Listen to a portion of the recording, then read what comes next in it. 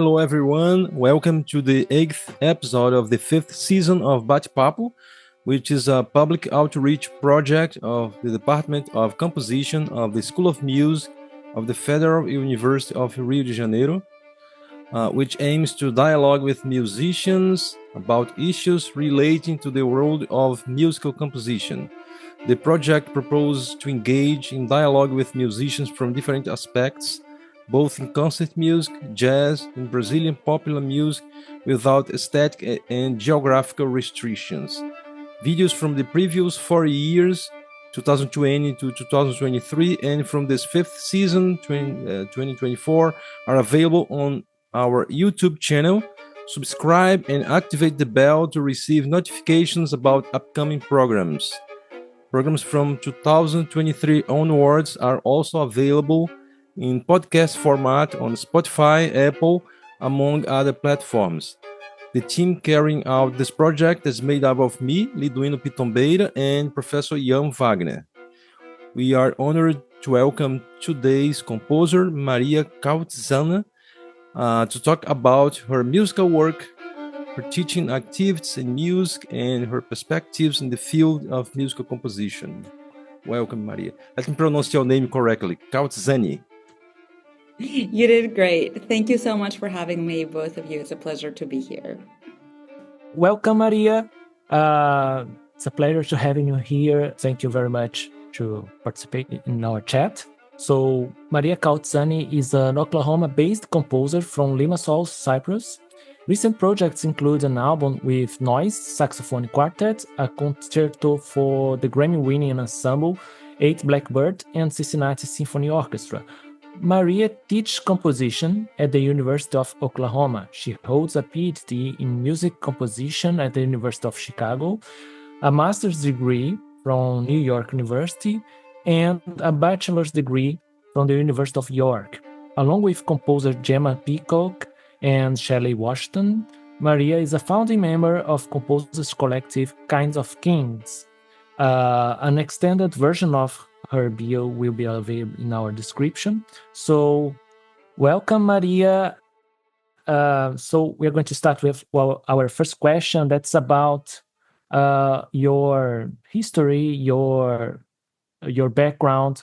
How did you get involved with music in your childhood, your teenagers? And especially how did you get to composition? What things happened to you that made you feels like that you had to study composition and follow this path? So feel free to tell us about professors, composers, musicians in general, or other people or other events that were important to your path.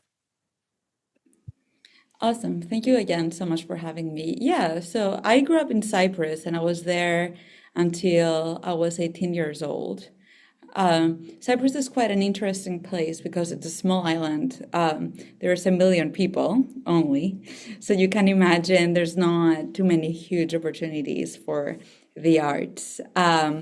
We are, however, in the crossroads of many cultures. So we have the Western culture from Europe, since like Greece is basically right there.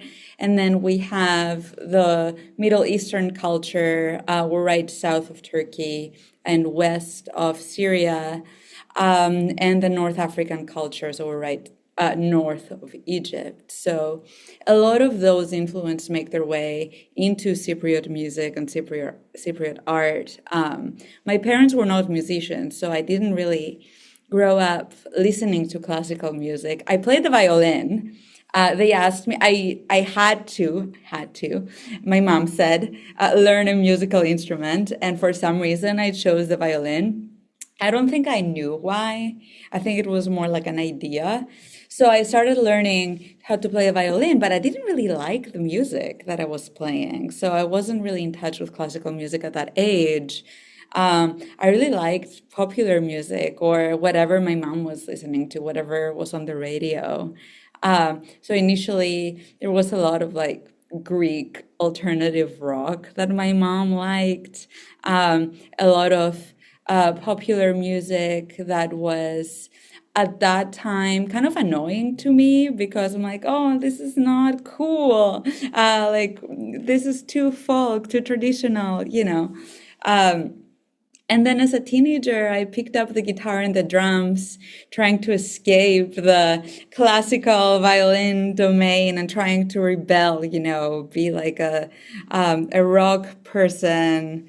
I was, of course, had very, very influenced by US and British rock at that time. Like I think many teenagers around the world would be. And then I decided at some point that I wanted to study music at the university level. And I think I was around 15, 16 years old. Until that point, it was just a hobby. It was nothing that I would consider would become my career. And I got very much into choir, and that's what convinced me that I needed to do this professionally. And that's actually the first time that I started taking piano lessons to get into a music degree in college. And of course, you know, because back home there are not many opportunities for artists, it was kind of a shock to my non-musician parents. They were like, are you sure? You're a good student. There are just so many other things you could do with your life. But I'm very stubborn still, and I was even more stubborn then. And yeah, I ended up leaving Cyprus when I was 18 and going to study in the UK at the University of York. That's pretty common in Cyprus, so people go to study in England quite often. It's either England or Greece. Those are kind of main destinations. And in the UK, it's a 3-year bachelor's degree that's just a Bachelor of Arts in Music. So it's very general. I didn't have to make a decision quite yet. And I went in thinking I would be a theorist because I was not a very good performer. I had accepted that at that point. But I was good at school. And I liked music. And then in my second year of my undergrad, I was already 19 years old. I took Composition 1 because it seemed interesting and different.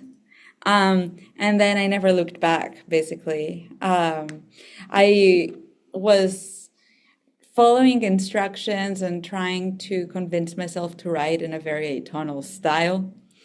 But, you know, still I was struggling to find my place stylistically in the music department program because I didn't come from that tradition. So Schoenberg, for example, for me at that time was extremely avant-garde.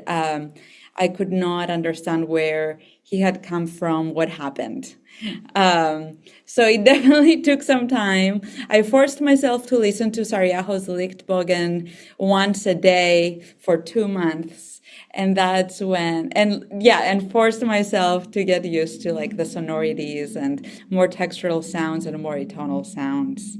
I had an amazing music analysis professor, actually, who did a lot of his research on contemporary Finnish composers, so composers who came after Sibelius and were influenced by him. His name was Dr. Tim Howell, and he definitely influenced me a lot as a composer, even though he didn't teach composition. And, you know, the way I think about music definitely comes from the way he taught and his books and writings on Sarajevo and Lindbergh and all those people. I got into my master's and moved to New York, and it was a dream come true. And then it was a whole new world, you know. When I moved there, I realized that there were so many more kinds of contemporary classical music that were happening in the world that I knew, because Europe, I felt was very much more conservative at that point than New York wasn't. You know, NYU was the center of like the post-minimalist movement. So there was a lot of influence from popular culture. So Julia Wolf was there when I was there, and Michael Gordon was there. I studied with a composer whose name is Justin De La Gioia, who was an incredible orchestration teacher as well as a composer. And I think he taught me a lot of what I know now when it comes to texture. And yeah, I don't think I would have ever gotten into my PhD program or got an academic job without him. But what NYU did for me was kind of release me stylistically.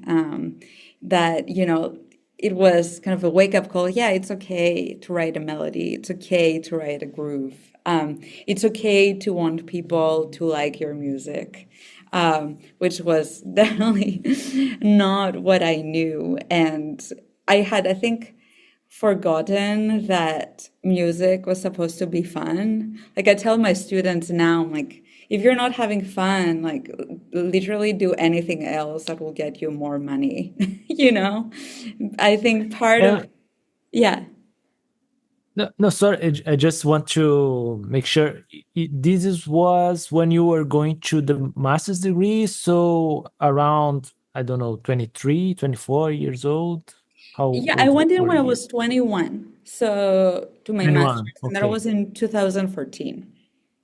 Okay. So like it's a big shock, and we're like too young at that date. So you had like two, I mean, two big shocks, like in a very few span of time, because you first, of course, moved from Cyprus to to England, and then okay, this is classical music, this is composition, and people needs to hate what I write to be like a serious composer, something like that. And then you move to New York, like with just 21,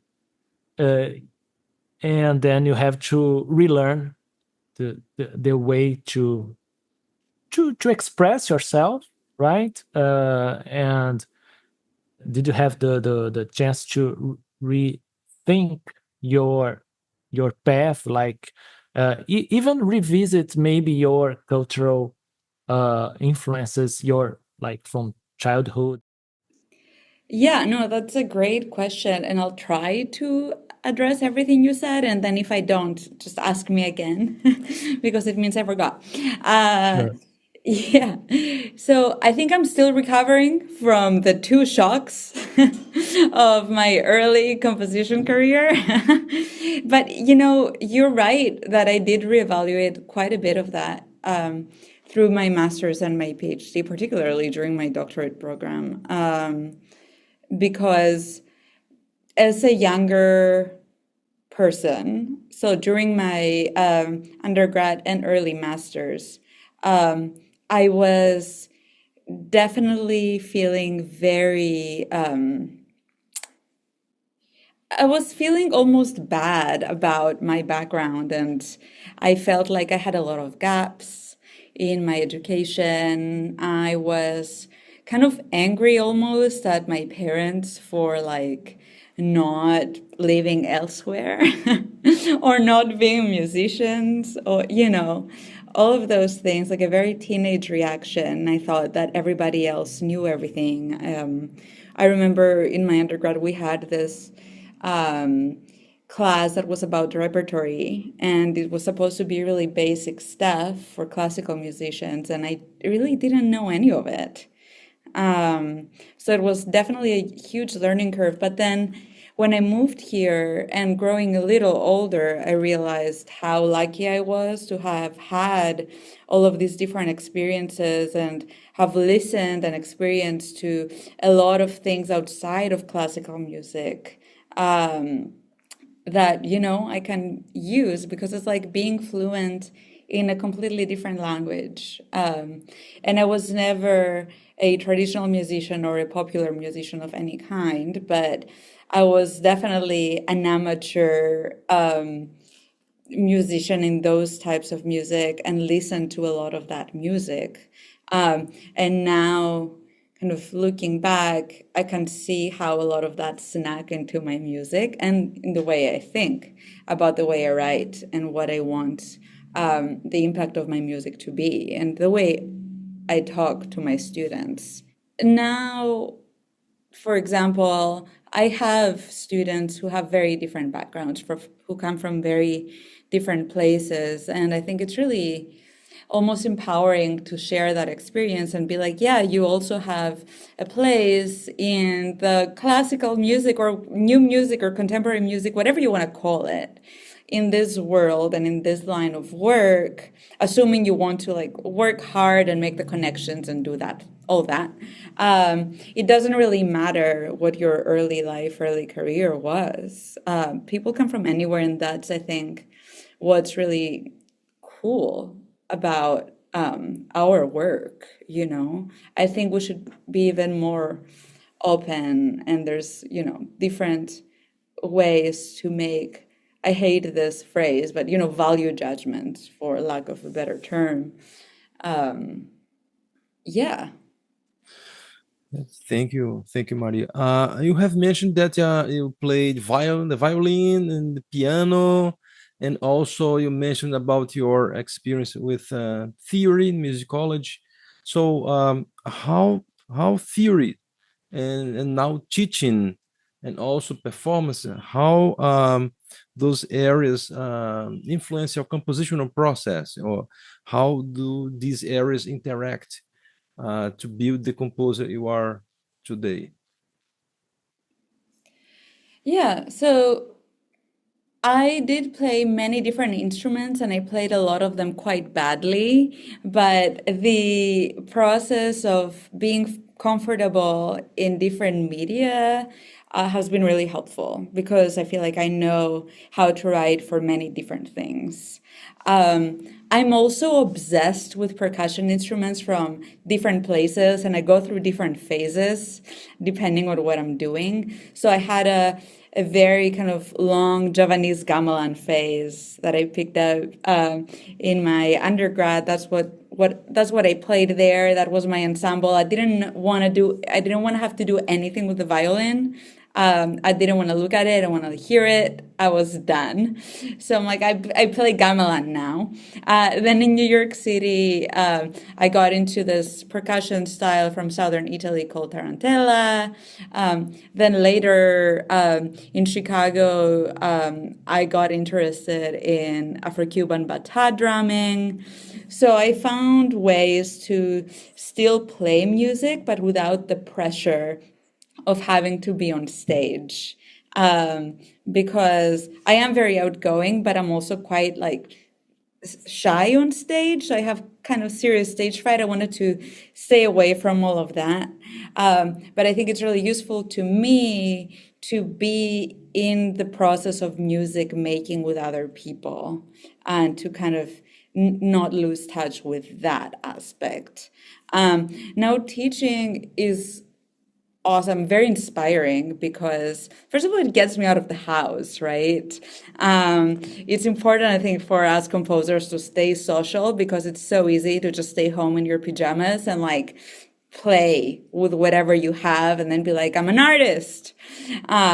But, you know, talking to people and like talking through people's processes, is really helpful because it helps you reevaluate a lot of what you're doing. So it's interesting to me to talk about, with my students, to talk about how they write, or how do we get over writer's block, or you know, how they approach writing for different instruments. And I learn a lot from them too. For example, here in Oklahoma, the band is like a huge thing. So everybody loves band music. Everybody writes or arranges for band.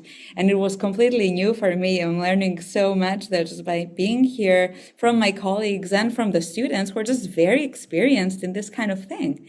But also, you know, it's inspiring and kind of gives me hope. That's really cliche to say because I can see people from different backgrounds coming in. I can see like more women, more people of color, which is great. And it also is a reminder to myself when I remind them that it's still supposed to be fun. It's still supposed to be a game. Otherwise, I think we're doing it wrong. Maria, could you tell us a little bit about this Composers Collective that's a part of the Kinds of Kings? Yeah, so Kinds of Kings was born as a group of friends who were just out of graduate school, so our masters. We were done with our masters at NYU, and we didn't have private lessons anymore, and we needed some kind of mentorship, but also a platform to complain about all things composition related. So yeah, from that, I'm not quite sure what happened, but it became a thing. It became a composers collective where people would contact us and like commission us or ask us to do concerts. And I think it all started just by us being on Instagram as a thing, as a group. Our first concert together was one piece by each of us. The collective had 6 members in the beginning, which was perfect because that made an hour-long project, an hour-long concert. And it was pairings with music and food and desserts. And then from then on, we're like, okay, fine. If nobody's going to program our music, we're going to do it. We're going to program our music. The thing that is still happening, which has been really rewarding, is our fellowship. So every year we give a commission to 2 or 3 composers, depending on the year. It's $1,000 to write a new piece for an ensemble. So we work with different ensembles who we know are interested in commissioning work and work well with composers earlier in their career. A lot of them are people that we've worked with as artists in the past. So we have 2 or 3 composers that get a commission every year, and then they get mentorship through Kinds of Kings. It's called the Bowman Fellowship. We're about to announce this year's fellows, and I'm really excited. So I know. Yeah, so from being basically a complaining platform to concert organizers, and now basically leaning onto the education outreach side. It changed many forms, but I'm really glad it's still happening. It's been happening since 2017. So it's quite a long time now, and Shelley and Jim are some of my closest friends in the world, and we still haven't fought, so that's good. And that's Kinds of Kings. Check our website, Kinds of Kings Music, and I do encourage younger people to apply to the fellowship because we really want to listen to your music and work with you. Maria, can you send us the link for the Kinds of Things so we can put you can put in the description of the YouTube. Maria, can you talk about your work, Arachne? Yeah, so Arachne was my reconciliation with the violin.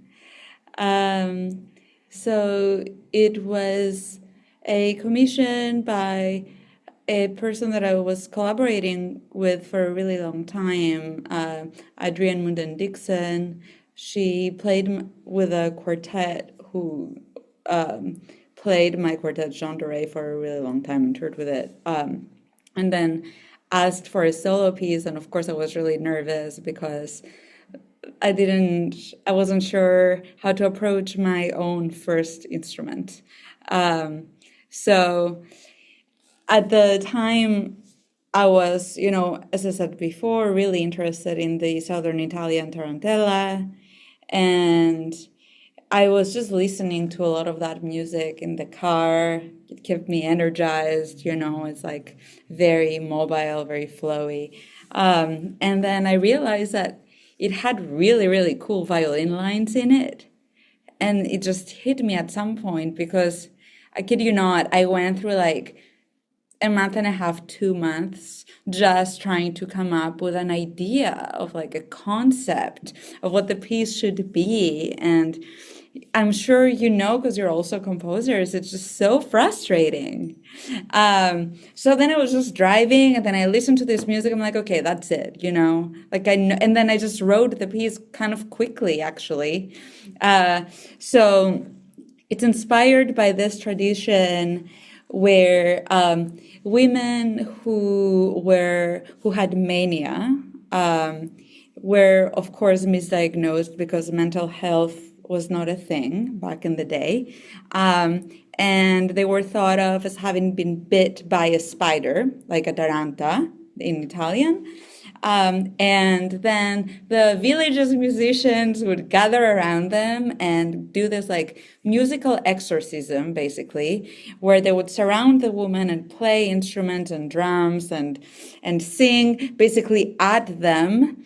And then the women would like gyrate and like dance and just move in their mania until they basically exhausted themselves. And then people were like, okay, they're healed. So the piece is about that. And then the violinist is in this process of giving herself a musical exorcism until she exhausts herself at the very end. And it is a quite difficult piece, but I knew the performer quite well, and she's a person with like a very small build, and I just wanted this tiny person to make the biggest sound ever because she can, and just like really take over the stage. And then in the music video that we did with Xuan Films, who's an incredible visual artist and filmmaker, we sink the violin in the lake, which was very cathartic for me. No violins were harmed in the making of that video.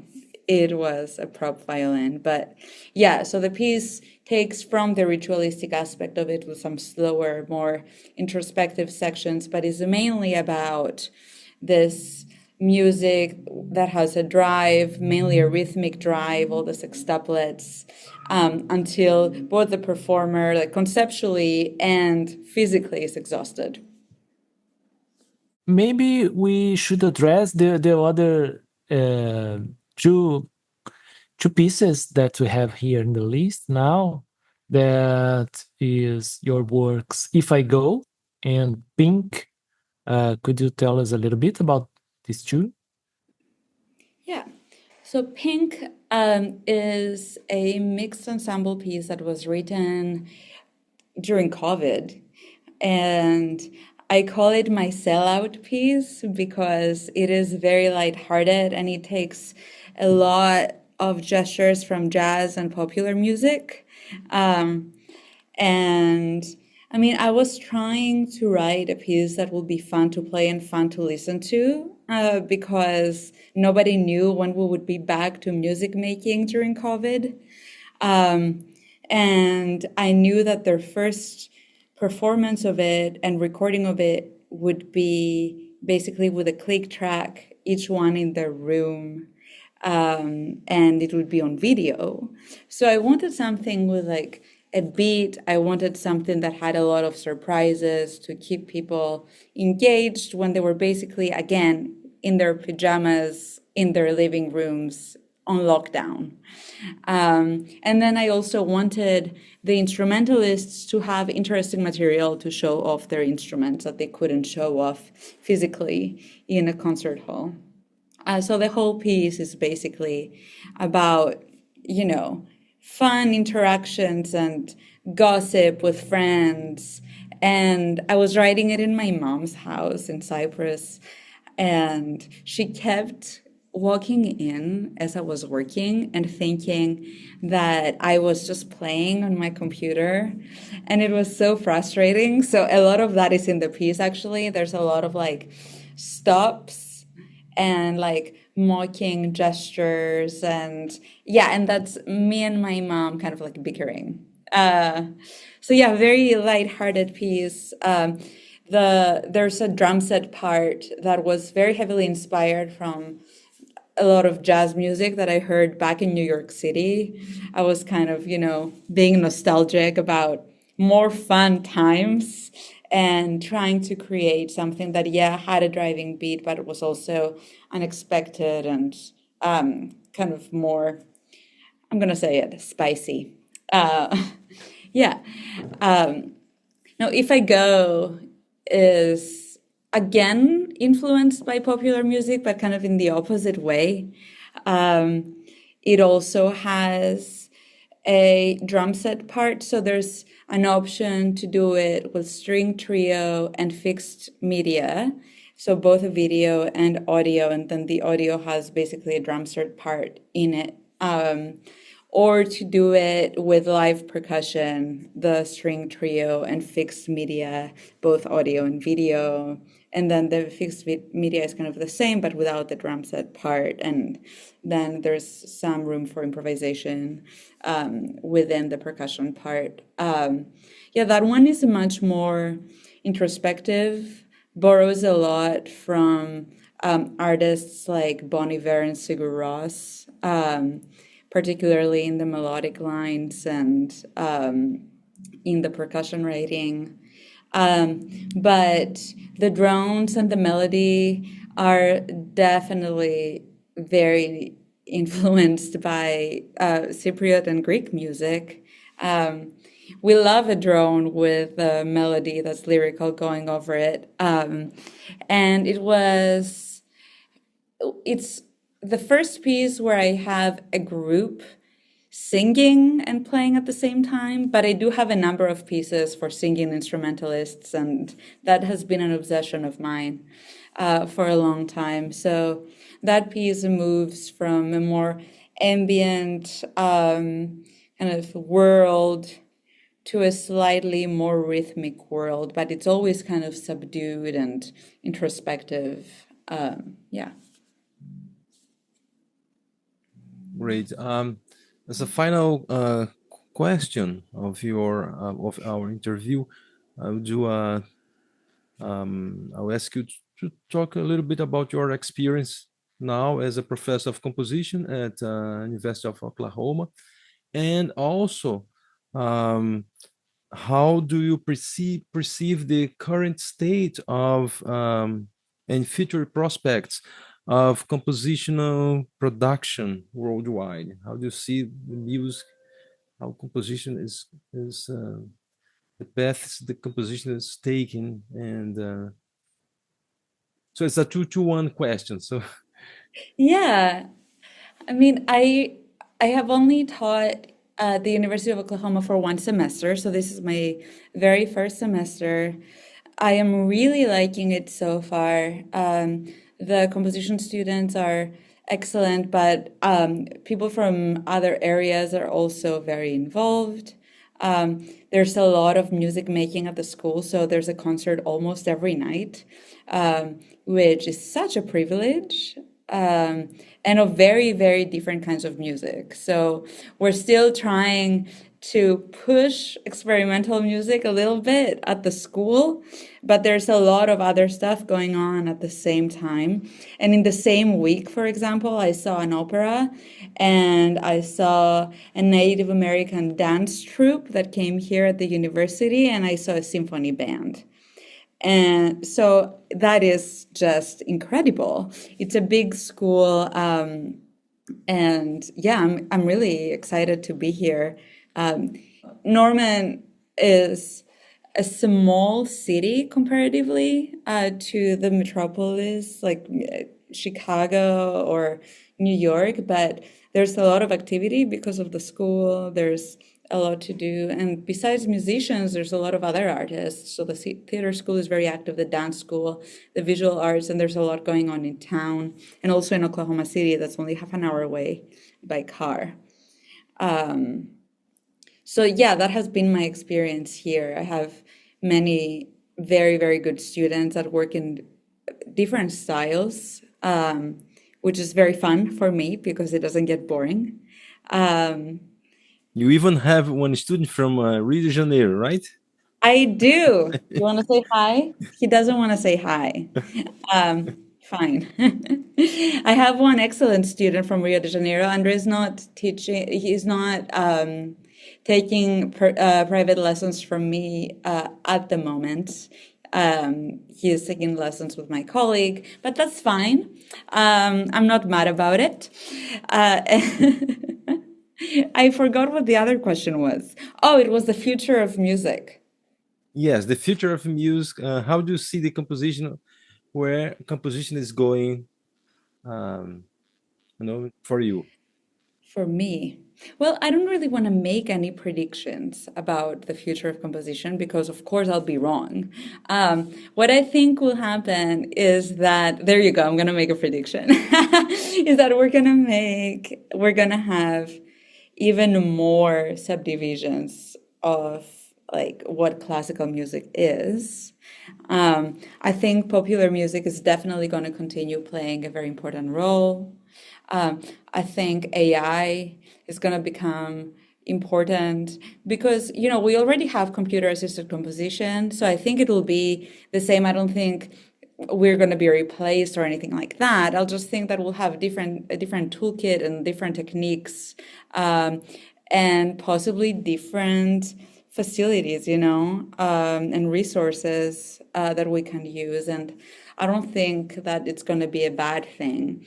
I am really happy that there's an increasing number of software that's free that enables almost anyone who has access to a computer to create music. And I know that, that can go like in many different directions, right? But I do think it's a valuable thing that, it's kind of like leveling the playing field, and there's no need for anyone to be gatekeeping anything because that's completely unnecessary.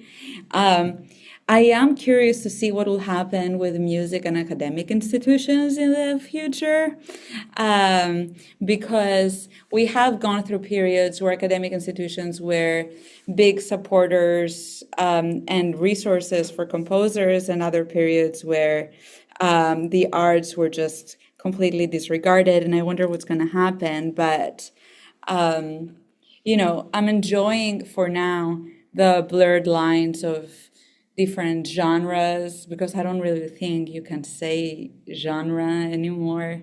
I would hope, and that's just like me being really nerdy and into acoustic music, I would hope to see more young composers and younger people in the orchestra hall, just because I think that it's a medium that is huge, that we often disregard as like too conventional or too traditional, or something that has to disappear. I often hear my colleagues say that it's time for the orchestra to die.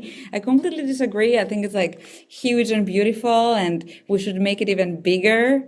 And yeah, and the other prediction I'm going to make, and I might be wrong, is that I think that pieces of music are going to be longer and longer and shorter at the same time as our attention spans change with social media and shorter forms of entertainment. But that is my prediction. I'm generally switching from very optimistic to very pessimistic depending on the time of day, but that's just me. Thank you, Maria. And I like it. Yeah. So I would like to thank you for this wonderful interview. And if you want to say a final word to students, to composers, I would thank you, Jan, for doing the setup here, this project, and thank the audience for being with us every month. So that's it. Thank you. If you want to say any final message. Yeah, thank you again for having me. I don't have any deep wisdom to share with young people, except, like maybe don't quit quite yet. Things might happen, and make friends because we need to support each other because nobody else cares actually about what we do. And be nice with ChatGPT because it can... Yeah, be nice to your AI just in case. Just in case. It comes alive. And yeah, I'm excited for you guys to invite me to Rio. You are invited already. Perfect. Come here to give a masterclass to talk about your work and have your music performed. That sounds great. Let's get out of this chat and talk about it over email. Okay, that's great. Perfect. Thank you both so much for having me. Okay. Thank you, Maria. Bye-bye. It was a pleasure.